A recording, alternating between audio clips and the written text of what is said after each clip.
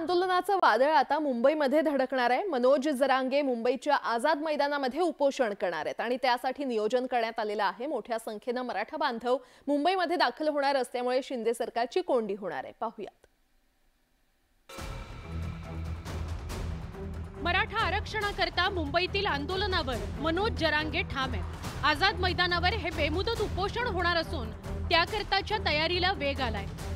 20 जानेवारीला अंतरवाली सराटीतून मनोज जरांगे मुंबईच्या दिशेने निघणार आहेत। या पार्श्वभूमीवर मनोज जरांगेंनी राज्यभरातील मराठा आंदोलकांची एक बैठक घेतली। या बैठकीत आझाद मैदानावरील आंदोलनाचं नियोजन करण्यात आलं। उपोषणात मोठ्या प्रमाणात मराठा बांधव सहभागी होणार असल्याचा दावा जरांगेंनी केलाय।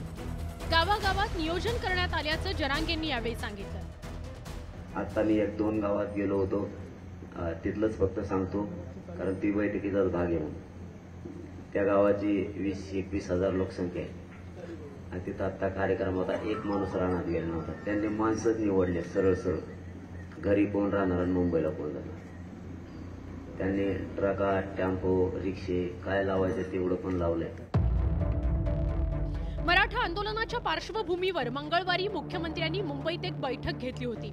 तसंच सरकारकडून केल्या जात असलेल्या उपाययोजनांची माहिती जरांगेंना व्हिडिओ कॉन्फरन्सिंगच्या माध्यमातून दिली होती।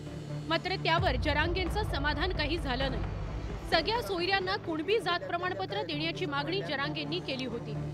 तर मुंबईतील आंदोलनाच्या निर्णयावर जरांगेंनी फेरविचार करावा अशी विनंती ग्रामविकास मंत्री गिरीश महाजनांनी केली। पण जरांगेंचं मन वळवण्यात त्यांना यश आलं नाही। मुंबईत आंदोलनाच्या पार्श्वभूमीवर जरांगेंनी पुन्हा एकदा सरकारला थेट इशारा दिलाय। जर आम्हाला अडविलं, कदाचित होणार नाही तसं, पण जर अडविलं तर समोरून आम्हाला येताना अडवितील ना, तुम्ही इकडून ये। मध्ये गाठलं 2 जण मिळून उचलून पलीकडे। आपल्याला जर 4ही बाजूने घेरलं तर आपण 10ही बाजूने घेरायचं। जरांगेंच्या मुंबईतील आंदोलनावरून विरोधकांनी सरकारवर टीकेची झोड उठवली आहे। ओबीसी रस्त्यावर उतरला, मराठा रस्त्यावर उतरला की एकमेकाची डोकी फोडावी अशा पद्धतीचे घाणेरडे स्वप्न पाहणारं सध्याचं शिंदे सरकार आहे। कालच्या झालेली मीटिंग आम्ही माध्यमाच्या द्वारे पाहिलेली आहे। केवळ आणि केवळ त्याच्यातून सकल मराठा समाजाला आरक्षण मिळेल असं वाटत नाही।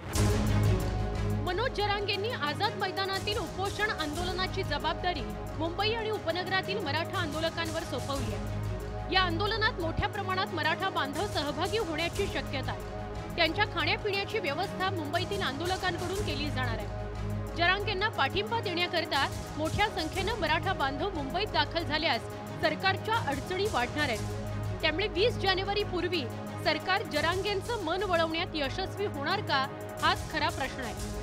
Bureau report, news 18 Lokmat. Maratha समाजाला